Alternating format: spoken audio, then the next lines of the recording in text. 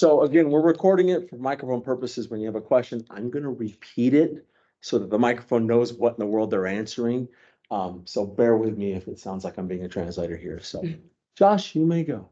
Okay, so first of all, Melissa, are you tenured? As of last Thursday, yes. Yes, Congratulations. yes, congratulations. Yeah. So I have this is two questions. One, I'd like to hear from both of you. What are your biggest concerns regarding CSN going forward? Maybe you could list the top 3 concerns that you have. And then I'd like to know if you're concerned and what concerns you might have about the coming reorganization of the faculty center. Okay, so I'm gonna repeat it. Biggest concerns about CSN going forward, maybe your top 3 for each of you, then we'll get to the other one. Okay, thank you. Either of you can go.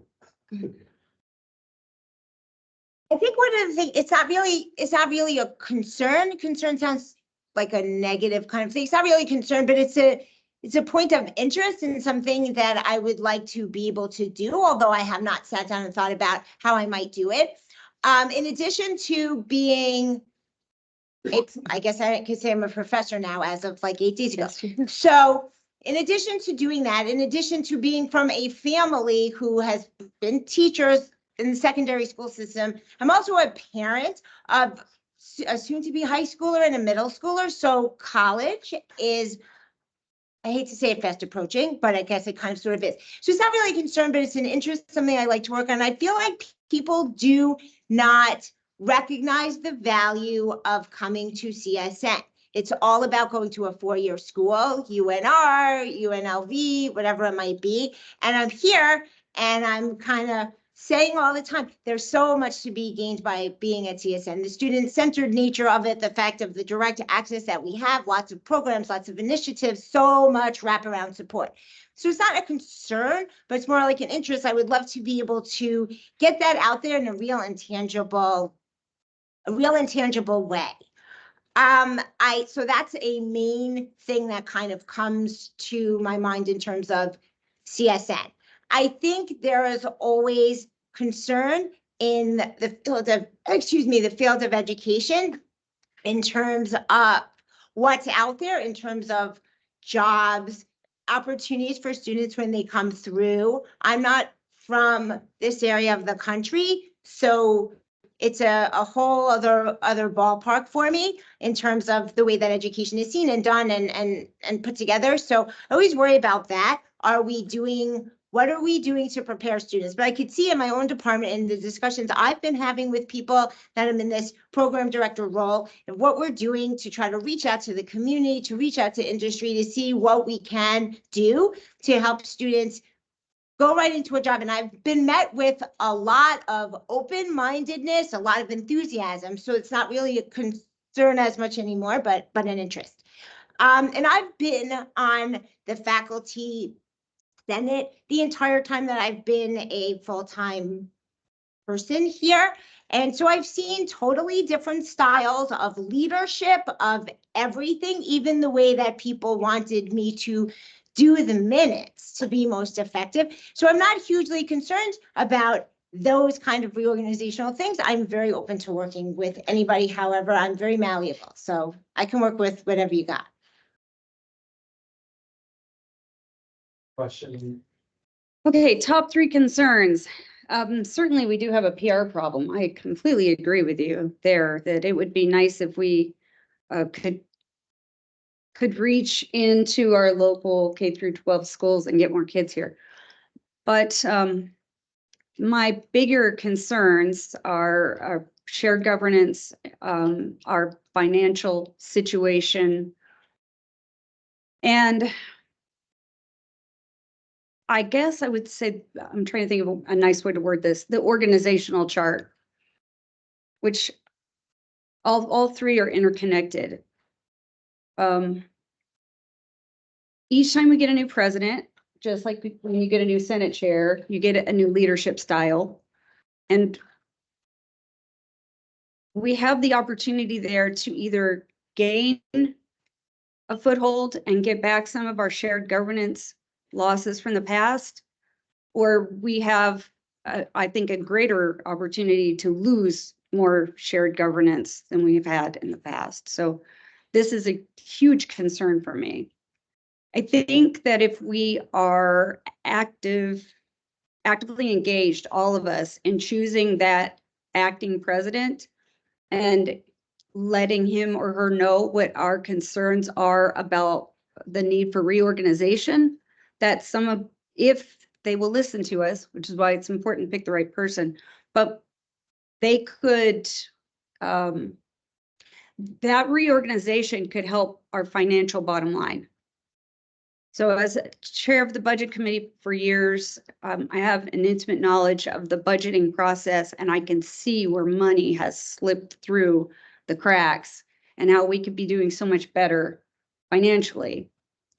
There's also, I guess, going back to the PR, the right president can elevate CSN to the status we had before. When I first came here 20 years ago, well, more than that, everybody was so proud to work at CSN.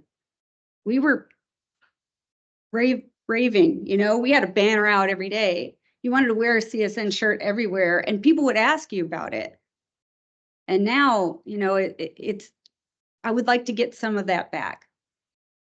And I think choosing the right president is a primary importance to take care of some of these other problems. And what was the other half? It was Say reorganization. that again, and we'll have you go first on this one, Tracy. So, what I'm interested in is what are your thoughts, your concerns about the reorganization of the Senate itself, which is what we're looking at.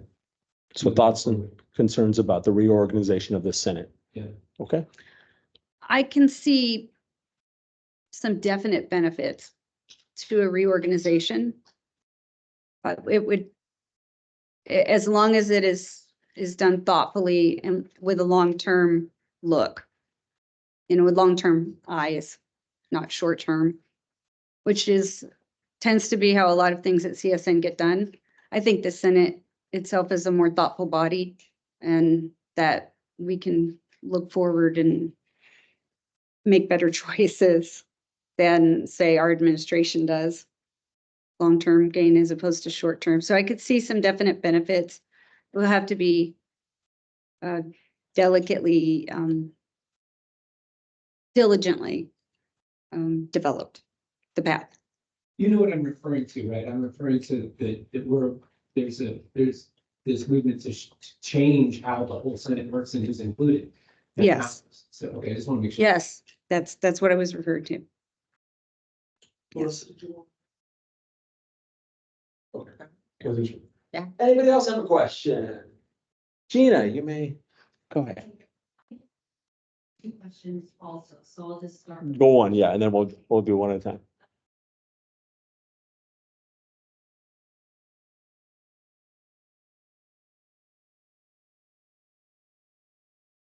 Teachers, CBA, and how INSHE directly affects CSN. Okay, so the question is about the school, share what you know about the school hierarchy, talking about NCHE and their policies coming down to us. Okay. Go ahead, Tracy, then we'll go you first and listen to this.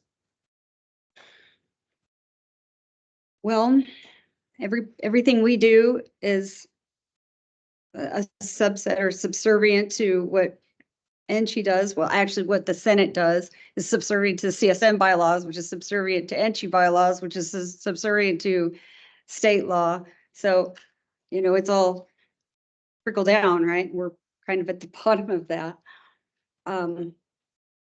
It means that when we create a policy, we have to weave a nice thread and control what we can control while coloring within the lines that we have been given. It's also a great opportunity to advocate for changes in those lines that have been given, which sometimes is the role of the Senate, sometimes the role of the NFA, and sometimes a combination. NCHE policy of the handbook actually changes every month, almost every meeting, there are handbook changes. So keeping up with those handbook changes is pretty much a full-time job.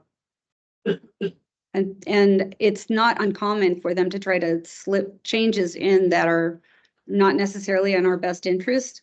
And so people have to keep up with that so that we can mobilize and advocate to either stop those changes or get them altered so that they don't negatively affect us.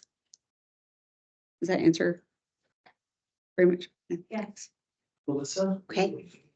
So the way to kind of think about, the way that I kind of think about it is we have freedom to operate within the confines of what has been established in the different trickle up ways of doing it.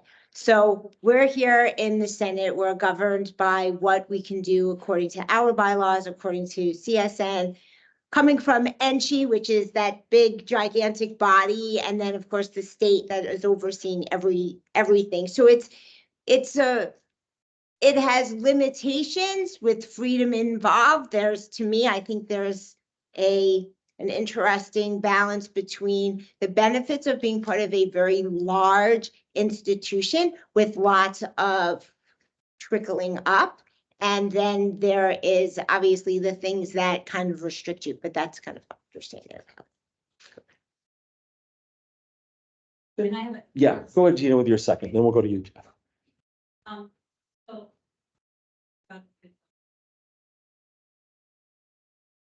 In this session.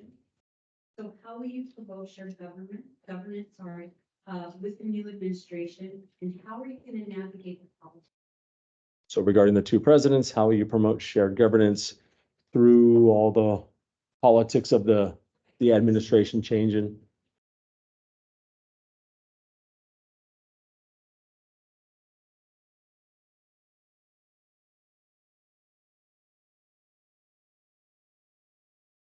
Political, you said you're going to face. So how are you going to represent us effectively in those political, foreign? Melissa, you want to go first on this one? Sure, I'll go ahead. And this speaks to this kind of speaks to my personality, my overall meanness. Not meanness, meanness. I'm not 100% sure that I would need to be sparring in any kind of situation. That's not been my experience thus far. I do find that being open to discussion, being open to different opinions, just simply sometimes saying to someone, hey, come and meet me, come to a meeting, let's sit down and talk, is often a great first step, and it could accomplish a lot. So I think with the new president, there is a new person. Now they're coming in and they're new, and that gives you a good opportunity to start at the ground level. Whoever's in the position, they're new. For me, it would be, they're new, the president's new. So you get to start at that ground level. So I think open discussion, willingness to meet, willingness to share ideas would be a great way to kind of navigate that. That's a first step. Any kind of wrangling or sparring or any of those kind of words that people oftentimes use, we may never get there, but that would be what I would do in terms of share. I know it's very important for people to have a voice at the table. I think it really is. And I've seen the benefits of just sometimes simply inviting someone to the table to have their share. That would be kind of what I would do.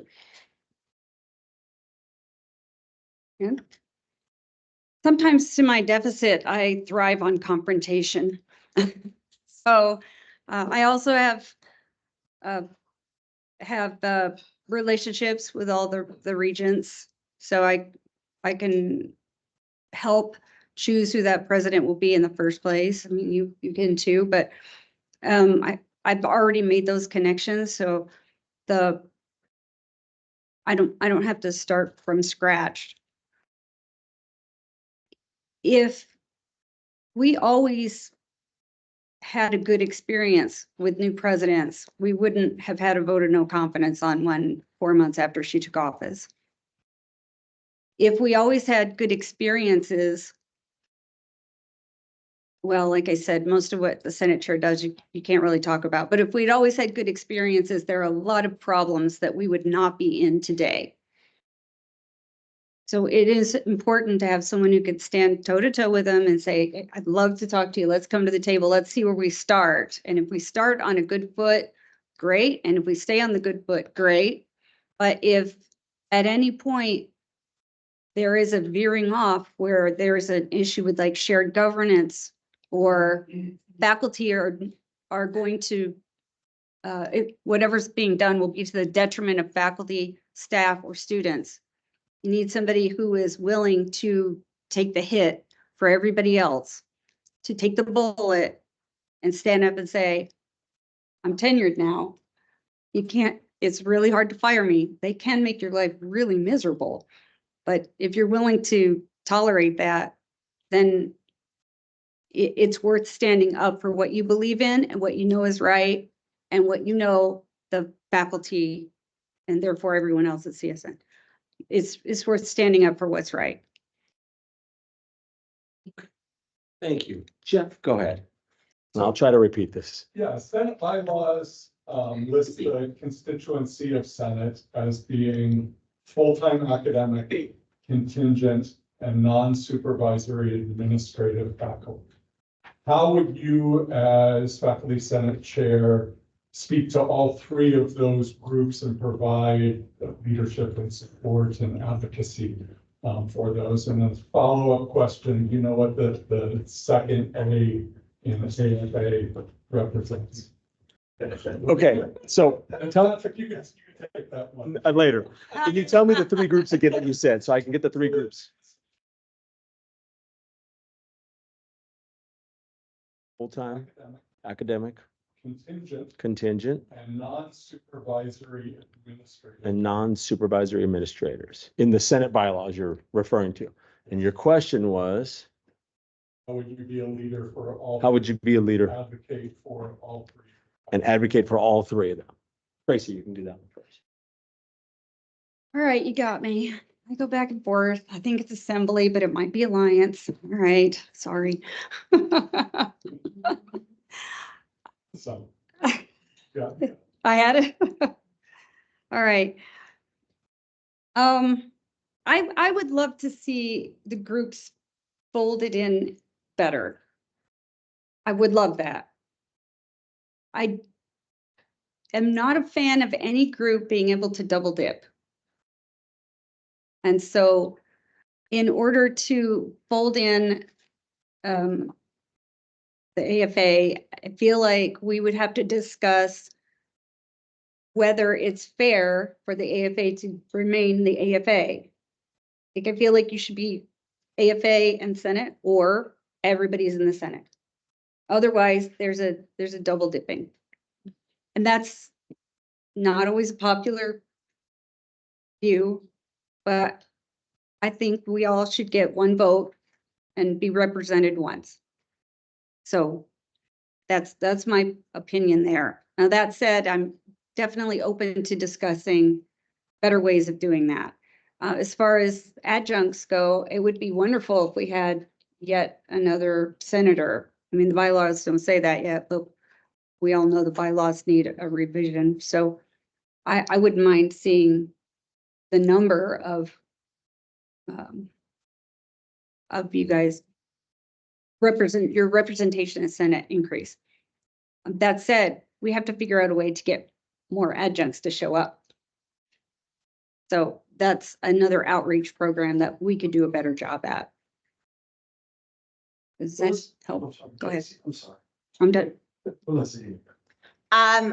Since I've been part of two of those three groups thus far at CSN, so I can speak from the adjunct side. I remember the challenges of really trying to get your foot in the door and wishing to be involved and not having the ability to be involved. I would love to have more adjuncts in faculty senate. I think that they are in there teaching the same. I teach in a classroom and there's an adjunct before me, there's an adjunct after me. They're doing the exact same class that I'm doing. They're teaching the same thing. They're teaching a large majority of the students, and I think they should have that representation. It's good for us as a body. It's good for them as individuals. I think giving groups a say, this is the big organization, and I think it's important to have everybody represented here in a fair and equitable way. No, yeah, that was your part two, the AFA. So, Okay. Mhm. Other questions from anybody? Ted, you may ask. Yes, and this one is for Melissa. Many senators have been here for a long time and many, some are new. We've had a trend of faculty senate chairs coming back, and now for a third term possibly. This leads to a dynamic where we're not necessarily bringing new and fresh, new ideas, fresh approaches to the same problems. And it perhaps exacerbates issues like not being able to get policies through or implemented. Maybe it exacerbates issues of communication with administration at times. So the question is, what do you see as the advantage of being relatively new to the full-time faculty position, of how your approaches may bring new perspectives, fresh ideas to faculty senate? Okay, so I'm gonna repeat it, Ted, you tell me if I'm missing some words here. Basically, you being a new faculty, what does that bring to the position, your fresh look at things, your new approach, all that? Give me more, the gist of it, I apologize. Okay. Okay, I think that there are, I think that there are benefits to being, there's obviously a benefit to being experienced and to being in a position. This would be your third time, right? I think it is. There's definitely benefits to that. I think there's a benefit to newness. That's what I like to call it. I think there's a benefit to newness. There is just that sense of being fresh, having a fresh perspective, having enthusiasm and excitement. That's not to say that people lose enthusiasm or excitement when they've been in a place for a while, but certainly being new, you have that newness, that freshness, as someone, I think Josh asked me, am I tenured? Yes, I'm tenured. I can count like the hours that I've been tenured. It's that fresh and new. So there's that enthusiasm and eagerness and passion for wanting to kind of make your mark. And that's what I want to do. I'm so new. I want to, when I am done at CSN many years down the line, I really want to be able to say, this is what I have done, and to kind of leave that mark. So I think that for sure is. Also, being new gives you a better perspective on some of the things that we forget as we go along. Like, for instance, I'm going to be part of this tenure policy committee, right? And I just went through tenure, and all the questions that I had, all the holes and gaps and whatever it was in the policy that still refers to a binder that we can't even use, all of those things you forget about the farther away you get from it. And so even something as simple as that, knowing that I'm new, I'm closer to this. For all the new people who are coming in, I'm closer to where they are, so I can kind of advocate in that way. And just being here for the long haul. The things that we do in the Senate, the policies that we pass, are going to implicate and impact me for a long time. So I have a real vested interest in representing faculty and their interests, new and old. So there's my newness benefit. Yes. Other questions from the group? Stacy.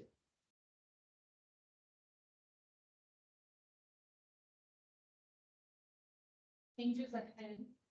For CSN and INCHE, it seems more apparent than ever that we need faculty unity to address the increased divisiveness and all of the changes ahead of us.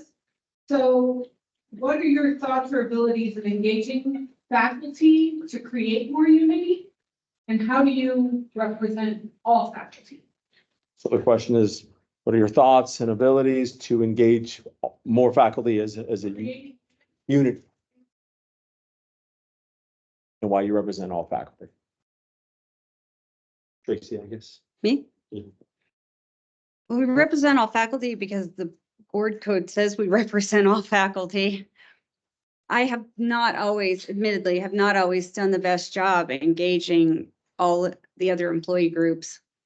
I could do better. And certainly that's an intention that I have in the future. There are ways that, well, I guess I could say that engagement and the unity part, that goes both ways. It can't just be one group trying to unify. All the groups have to want to work together and want to be unified. And that means we all have to listen to each other and appreciate where we come from. And in some cases, agree to disagree, but work together in the best interest of the faculty. We are working on some things in the background right now that will advance shared governance just to a large extent, I think. And there are opportunities for more of that on the horizon. So I admit that I haven't done the greatest job in the past, but certainly willing to try harder and do better. That answer your question? Yes. Go ahead. I haven't had as much of an opportunity clearly to be representative of all the faculty because I have yet to do this particular job. So what I can offer is that I've spent my time at CSN thus far working to become as engaged with the different facets, departments, organization, groups, programs, whatever it is, as I possibly could from the moment that I started. So I've taken every opportunity to be on committees, to be involved in different initiatives, to do whatever I could do to learn about and become engaged with and familiar with different groups, different people, different interests. So that's a great first start, I feel, is at least knowing what's out there, what people need, what people want. Once you have that, and it's a growing thing, I continually do it, that helps you to be able to better know how to represent the people that you are representing. So I feel that I can represent people as I'm given the opportunity to come into contact with them. And it's a growing process. I mean, we all love to throw things and say it's COVID's fault, and you know that COVID is responsible for a lot of things. I mean, I didn't even come back on campus until well over a year after, and we were all in that situation. So I've taken a lot of opportunities to get to know people and to go out there and put myself out there. And that's how I think I will represent people, by putting myself in those positions to get to know what they need and what I can do for them. Questions from anybody? Michael? So I 100% agree with both of you that one of the major issues facing CSN is our, for lack of a better term, PR issues, right? The attitude of the community towards us has shifted greatly over, I mean, probably even just the past 5 years alone, but 10 years, 15 years, 20 years. So to ask just kind of a devil's advocate question towards that situation. We all know why CSN is great, but if we're thinking from the perspective of the community where there is so much going on with economic issues and financial issues for people because of inflation and the job market, with people questioning the quality of higher education, whether people should spend their money going to college, and especially when you look at all the options one has for a college out there in the world. So my devil's advocate question for you is, why should anyone care about CSN, or much less going to CSN? Oh, well, we got some plans that we're working on in my own purview and department that I think will shed, I'm hoping, that's what my goal is. We have some stuff that we're working on to really show what CSN can do from a very small program kind of thing. But I think that we need to do a really good job of showcasing what we do out into the public, showcasing students, getting students involved and out there. I'm in the journalism department, so, you know, it seems like an obvious way, right? To have student work kind of out there. So I think showcasing what we do, letting people know what they can do at CSN, how they can do it, the ways to do it, the assistance you have when you get here.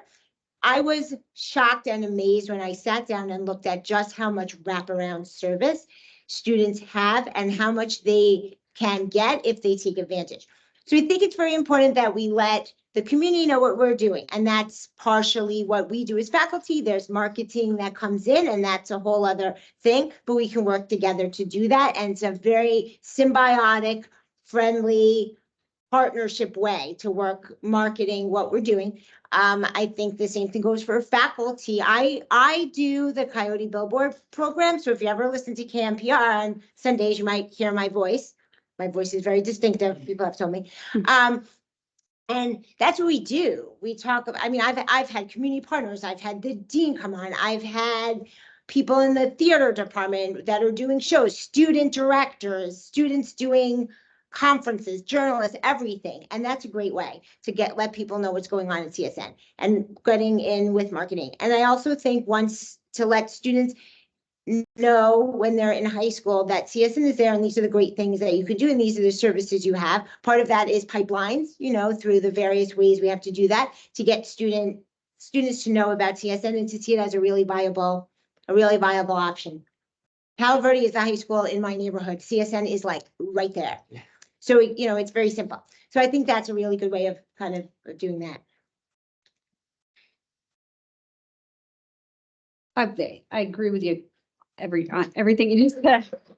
I was just having a conversation when I came into the room earlier about healthcare in Las Vegas and how when you are in a healthcare setting and you ask the person who's working on you what school they went to and you hear they went to CSN, you immediately breathe a sigh of relief because you know you're going to be cared for well.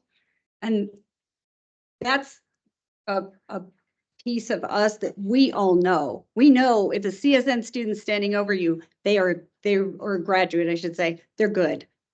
Because we don't let people out of our programs until they are the best. Well, those graduates are some of our best walking billboards. Because they can tell people in the community, you know, this is where I went to school. So maybe in addition to just getting the word out, we should work with our soon-to-be graduates and instill more pride in them so that they will proudly proclaim where they went to school. And that will spread out that way too. We do have a new marketing director who is making some great attempts at improving our PR, and I wholly support his efforts. He is limited for a couple of reasons. A big one of which is just straight up finances. All those strip mall universities that you hear on the radio with the billboards out there, they have more money than we do. And they can aggressively recruit students, which are, as Rolanda was saying earlier, that's out of our bottom line. So there's a lot more we could be doing. And I think when we move on and reorganize with the new administration, that was already a priority that I had to make sure that the next administration knows we can get more students and retain students better. So we don't retain them as well as we should either, with a little effort. So, you know, to me, that's someplace that's worth spending a little extra money. But anyway, that's the way I feel about it. I know my graduates are fantastic. Other questions from anybody else? Okay, obviously, you can always reach out to your candidates directly and I will say for me, I appreciate both of you putting your names in a run. This is not an easy job, as many people will attest, me included. And your courage of just putting your name on that ballot is something that we need every year. And I hope you all consider it next year too, to follow their lead, because we're gonna need one every year. So Yes. thank you both. I appreciate it. Thank you.